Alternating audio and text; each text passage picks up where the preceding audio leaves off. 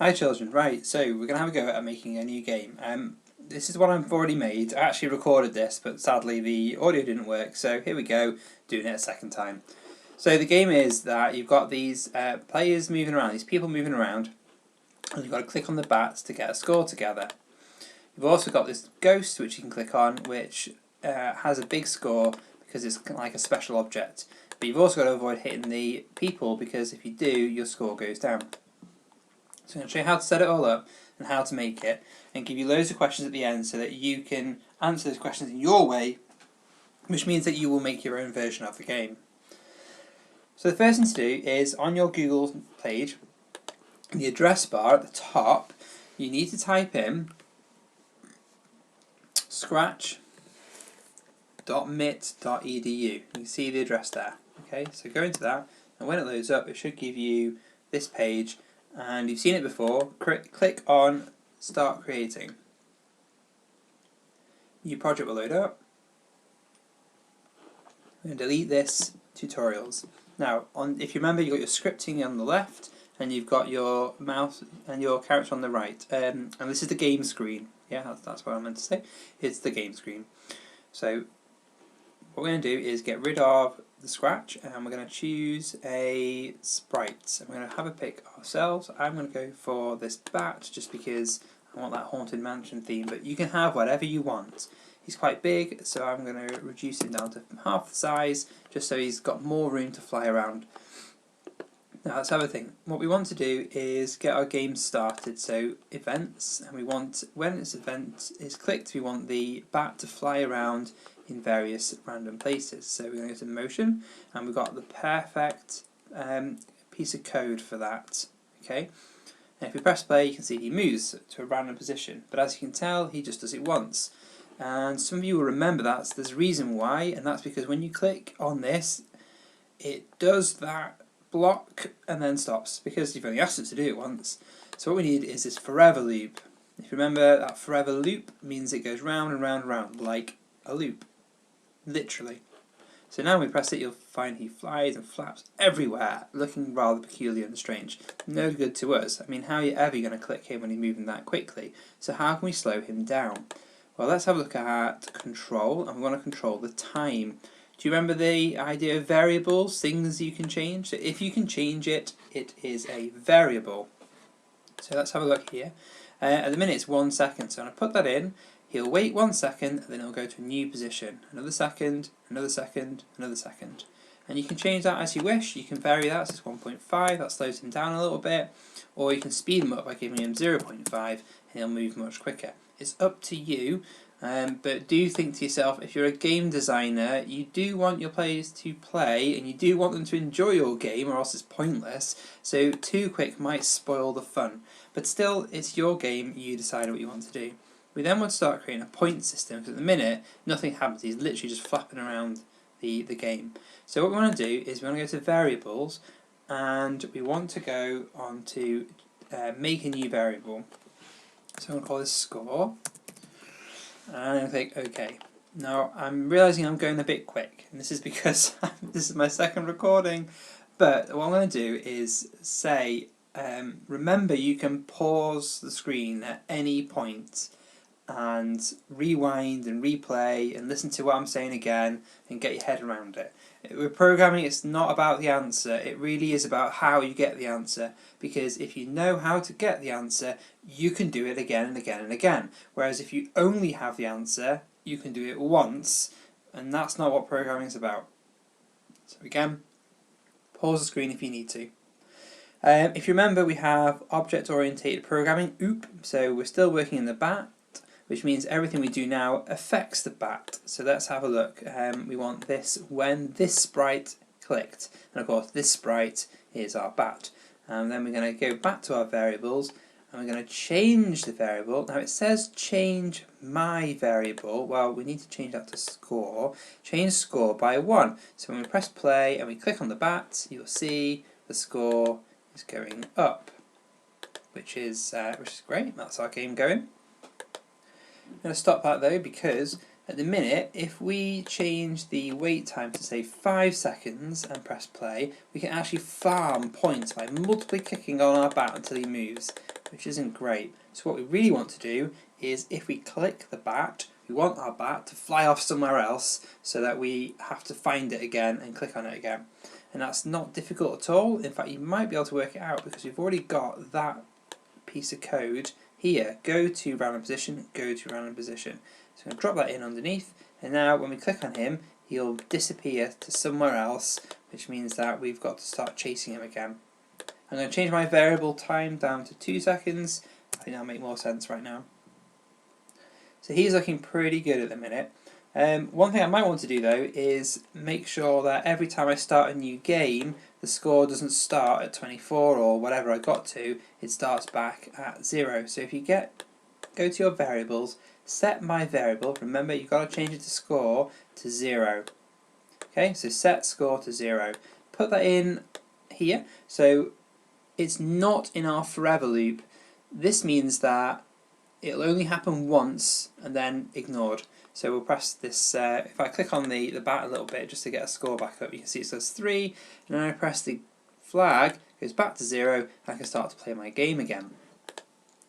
Now, the next thing to have a look at is we're going to have a go at making our ghost. Now if we go onto the sprite, now we want to work with a ghost, so we need to get our ghost in, and I'm going to drag him over here. He's going to be our special character that will appear randomly, but if we click on him we get a big score because he's random, he's unexpected, and we should reward players for finding secrets or taking on the extra challenge. Okay, so I'm going to make him a bit smaller, 50, so he's half the size, obviously 50 being half the size of 100, and I want to decide what I want him to do. So I want him to move across the screen, and when he moves across the screen I want to be able to click him to get a bonus score. When he gets to the end, I want to send him back, but to a random place on the Y. Now, if you did the tutorial on the spacecraft, you'll know that you've already got this technology. You already know how to make this happen. So let's see what we can remember. First, you must make sure we're in the ghost sprite. You can tell because it's highlighted in blue. There's also this indication here in the top right of the scripting canvas, which also tells us that we're working with the ghost. Now, again, we want when an event clicks, and we want it to do something. When I put this in, you'll probably know that already this isn't going to work very well, because if you're starting to understand, you'll know that when we click the green flag, this is going to happen once. And indeed, there you go. Not very helpful. So we need that forever loop again. Forever move 10 steps. Okay. Now let's have a look at how he moves. When I click this, and he flies across the screen. Looking good. Remember, this is a variable, so you can take it to 5 and he'll go a little bit slower, or you can move it to change it to 15 and he'll move a lot faster. Of course, you might think to yourself, hey, fast running ghost, that's great, really hard. Yeah, it's hard, but is it fun? Because sometimes in games it becomes so hard it's not fun, and what do you play games for? You play them for fun. So you've got to get a nice balance whereby it's challenging, and challenging is what we're doing with things like we do in maths and so forth, where it's kind of difficult but not too difficult, so you feel you're getting somewhere. Right, so here he is, he's moving across the screen, there he goes. But when he gets to the end, he's kind of stuck, which isn't great. So what we need to do is get him, our ghost, Gary the ghost, or whatever you want to call him, to think to himself, okay, when I'm at the edge, I need to move back. And we've got that logic before. If something, then. So this is a conditional. If you're doing that, then do the next thing. And the condition we want is in our senses. We want our ghost to sense that he's touching the edge of the screen. Okay, so if the ghost is touching the edge of the screen, which he is doing right now, then we need to move him back. So let's have a look at what we can do. Now, we know exactly where we want him to move back to. We want to move back to the left of the screen. And if you remember, Off he flies again. Let's drag him back. If you remember, down here where you've got your namings, where you can name the sprite, you've got your X and Y coordinates. Now remember, X goes across the screen and Y goes up and down. So if we know where on the screen we want him to be, the left hand side, and we leave the ghost there, you can see it gives us a reading, minus 218. I'm going to round that off because it just makes my life a little bit easier, and call it minus 220. I'm going to go to my motions, and you can see it says go to. Now rather helpfully, Sprite has Scratch has put in that value for us, which is good. Go to that point. Drop your condition into it at the bottom. Now it has to be underneath move. That's definitely where I would put it. So move first, then check. Otherwise you're checking and then moving, which it will work in this example, but what we want to do is move, then check. And this is really important in programming. The computer literally says instruction 1, 2, 3, 4, 1, 2, 3, 4, 1, 2, 3, 4. Computers do not read instructions like you might. You know, you might read number 1, then do number 3, then do number 2, and you could make it all work in the end. Computers don't. They do instruction 1, 2, 3, 4, always. So now when we press play, he'll run across and then he'll move back whenever he hits the edge of the screen, which is looking pretty good. But he's always landing in the same place, which makes it very predictable. We want him to be randomly distributed whenever he comes back, and we can do that. We want to do random in the Y, so let's go to our operators, and in there you can see you've got pick from 1 to 10. Now at the minute this would be 1 on the Y and 10 on the Y, which is somewhere around here, so it would be a very small margin. We want the whole screen. So if you put our goes to the top and take a reading of the Y, we can see it says 143. So I'm going to put 143 in there, and then I'm going to drag my ghost down to the bottom, take another reading. Oh look, minus 143. Now if you wanted, you could do what we did last time and round it. Let's do that, minus 140, and we'll have that one as 140. So now this is telling the program to pick a random Y number between 140 and minus 140, which means anywhere along here. So let's drop that into the Y, and now when we play it, you'll see that he hits the end and moves somewhere random all the time. Looking really good, but if he's a special character, surely he shouldn't be appearing every single second. And we can change that quite simply. What we want to do is when he gets to the end, we want him to hide. Okay, so let's have a look at our looks. And down at the bottom we've got hide. So if touching the edge, hide. Now let's have a look. There he goes, he's gone. But he's gone forever, which isn't really what we want. So what we want you to do is stop the game, click on the show again, because we want to, show him, pull him back, and what we want to do is make him wait a second before appearing again. If I put show straight into here, he's going to forever show and then move 10 steps, which is great, but he'll stop disappearing. He won't ever disappear anymore. And you might be thinking that means the code's broken, but it's not. Show, move, if touching, hide, then show again. So instantly it's showing again, and that's no good to us. So we're going to use an event, sorry, not an event, a control. We're going to use a timer.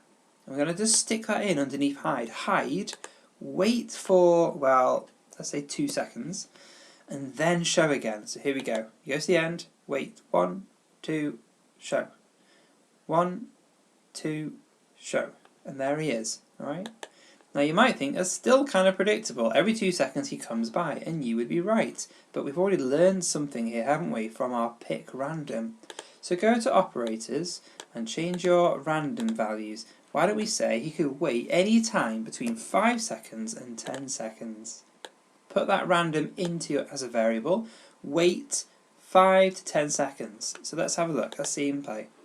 Here we go. 1, 2, 3, 4, 5, 6, 7, 8, 9, 10.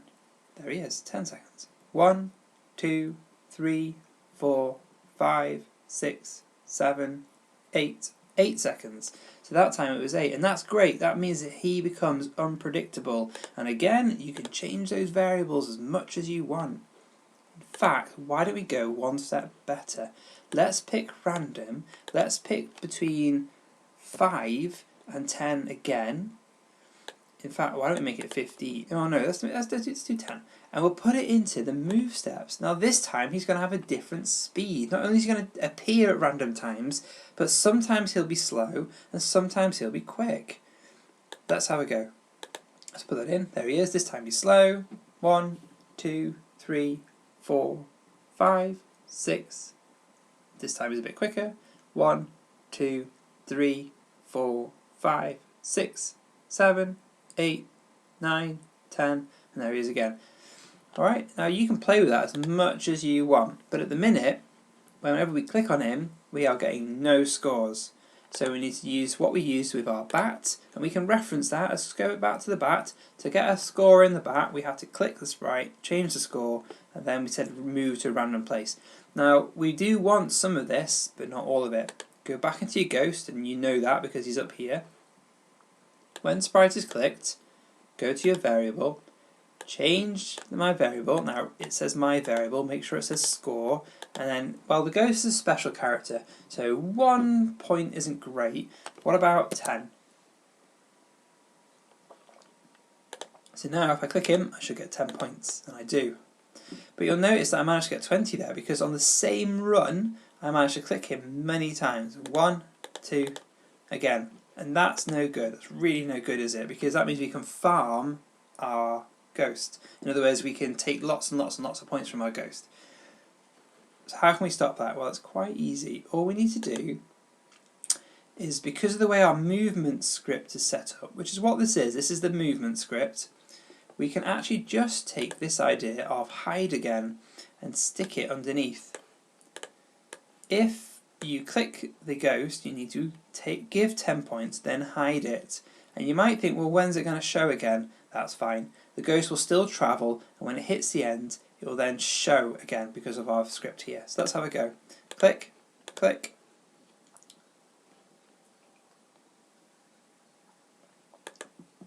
Now, he didn't work. Now, that's fine. This is telling us that we've got a debug problem. So why is it not working? Well, let's have a little look.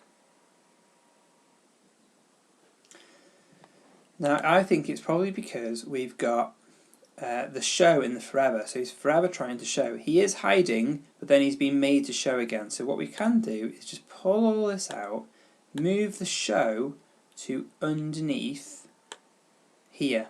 And this is what we want to do. And this is where computing is so literal. You've got to be really careful.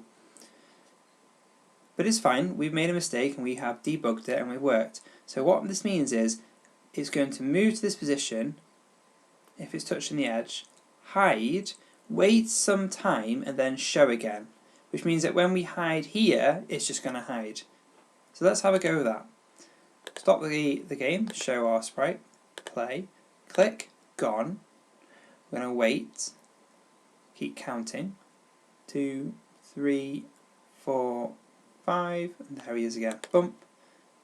And again, we'll have to wait, obviously, those 5 to 10 seconds, but he'll come back again. And there we go. So now we've got a bat that gets us 1 point, and a ghost that gets us 10 points, but appears every so often.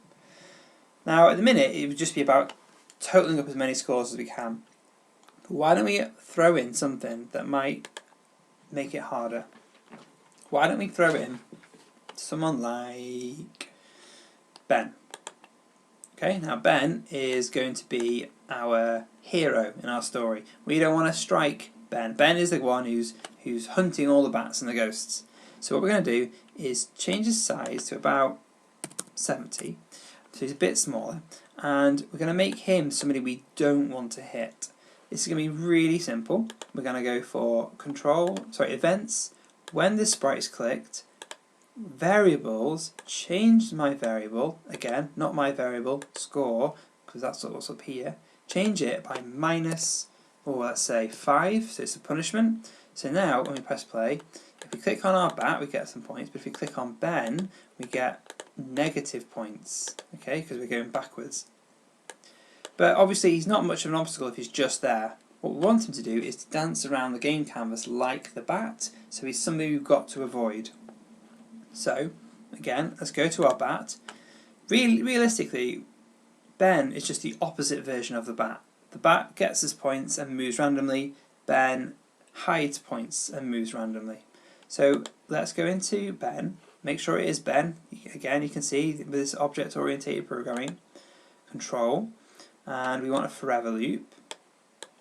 We want to run this loop when the game starts, and we want to move Ben to a random position, and then we want Ben to wait. And if you think I'm going fast here, it's because we have done this before already. Wait 1 second. So every second Ben is going to move. But maybe we could take some ideas from the bat. Why don't we give him a random number between 1 and 10 seconds? So he might move after a second, he might move after 10 seconds, he might move after 8 seconds, we don't know. But this will make our game a little less predictable, which means that we've got a bit more of a challenge. Oh, and don't forget, our resident ghost should be appearing at some point. Oh, there he is. Bang. Got him. Keep going. Alright. And that's pretty much it. There's a few things we can do now. So we can sort out some aesthetics. So we can go in background and, I'm going to choose a castle because it's a haunted castle. You might decide you want to have another hero in your story. So go to choose sprite and find another one. You might decide you want to have more bats, which we can do. We can duplicate it. And you might decide that you want your bats to be different. Bat 2 might be smaller still. Let's call him a size 25. Right, look, he's tiny. He's right there. And because he's smaller, we're going to give him a bigger score. So if you hit the small bat, you get 5 points. He's small, he's hard to hit, so you need more reward. We might make him move randomly as well. Again, 1 to 10, slot that in. Yeah? Do what you want to make it harder. And then what you can do is get your brother or your sister or your mum or your dad, get a stopwatch, turn the timer on for 1 minute and see what score they can get and see if you can beat them. Alright? There's loads of lessons there that we've learnt. If I get a good response from this, I will do more. Otherwise, this will be the last one we do. Enjoy!